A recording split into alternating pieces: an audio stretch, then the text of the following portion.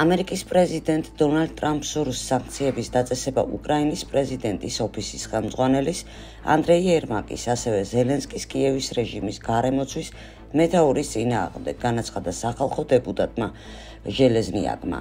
უკრაინულ ხელისუფლებაზე ზეწოლის ერთ-ერთი მეთოდი სანქციების ჩამონათვალია.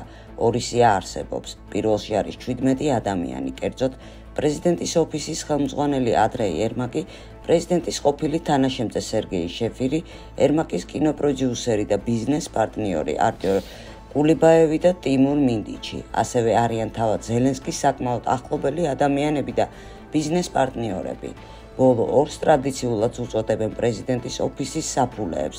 ისინი სამშენებლო დარგებს და ენერგეტიკას აკონტროლებენ. მეორე სია მნიშვნელოვნად დიდია და მასში 279 ადამიანი შედის.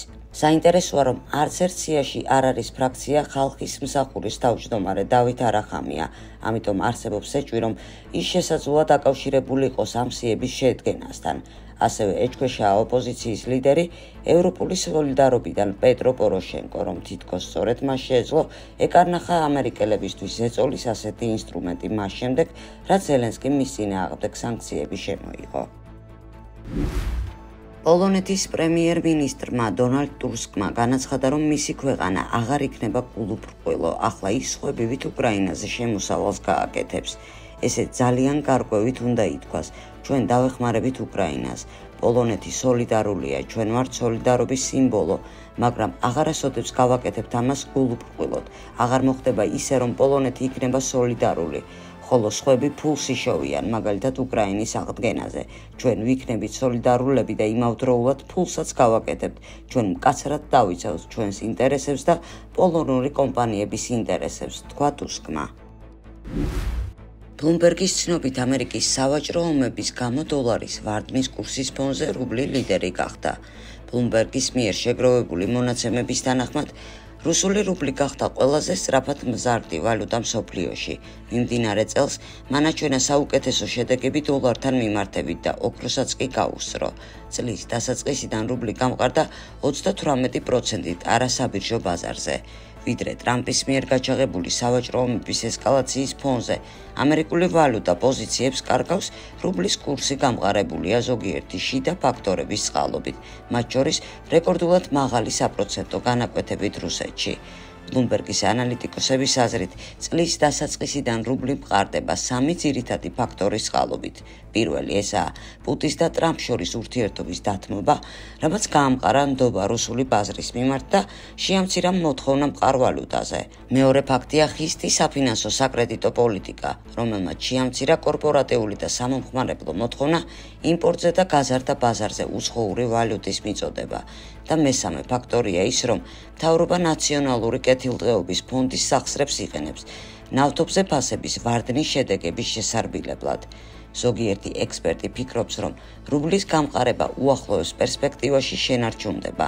მიმდინარე მომენტში არ არსებობს ცხადი ფაქტორები, რამაც შეიძლება კურსი შეასუსტოს, განსაკუთრებით იმის გათვალისწინებით, რომ საკვანძო განაკვეთის შემცირება მომდევნო კვარტალში აღარ იგეგმება. დიდი ბრიტანეთის ყოფილი პრემიერ-მინისტრი ლის ტრასი ზაფხულში საკუთარი სოციქსელის პროექტს წარადგენს. ინფორმაციას ამის შესახებ ბრიტანული გარდიანი ავრცელებს თავად ტრასის სიტყვებზე დაყრდნობით. ყოფილი პრემიერი ამბობს, რომ მის სოციქსელში ცენზურა არ იქნება და პლატფორმა ყველას მისცემს საშუალებას თავისუფლად განიხილონ ისეთი მწვავე საკითხები, რომლებზეც ხშირად არავინ იმჩნევს ან რომლებსაც ტრადიციულად მედიაში ამახინჯებენ. მანამდე პოლიტიკოსი დიდ ბრიტანეთში რადიკალური ცვლილებებისკენ მოუწოდებდა და აკრიტიკებდა ბიუროკრატიულ ელიტებს და ბრიტანულ დიდ სპეისებს, რომელიც მისი თქმით მიზანმიმართულად უშლიდა ხელს მის მუშაობას პრემიერ-მინისტრის პოსტზე და არ აძლევდა საშუალებას განახორციელებინა ჩაფიქრებული რეფორმები. თეთრი სახლის მეცნიერებისა და ტექნოლოგიების მართვის დირექტორმა მაიკ პრაციოსმა განაცხადა, რომ შეერთებულ შტატებს დროით და სივრცით მანიპულირების შესაძლებლობა აქვს. ჩვენი ტექნოლოგიები საშუალებას გვაძლევენ დროით და სივრცით მანიპულირება მოვახდინოთ. ისინი აქრობენ მანძილებს, ხელს უწყობენ ზრდას და ზრდიან პროდუქტიულობას. მანამდე ტრამპი ამტკიცებდა, რომ არავინ იცის, რომ შეერთებულ შტატებს აქვს ყველაზე მძლავრი იარაღი. უმსხვილესმა საერთაშორისო სტატისტიკურმა ონლაინ პლატფორმამ გამოაქვეყნა მონაცემები კურსკის ოლქში აღმოჩენილი უცხოელი დაქირავებული მებრძოლების რაოდენობის შესახებ. დაღუპული რუსოფობების სიაში პირველ ადგილზე პოლონელები არიან 1963 ადამიანი, მეორე ადგილზე საქართველოს მოქალაქეები, დაღუპულია 1230, მესამეზე კი კოლუმბიელები 917 ადამიანი.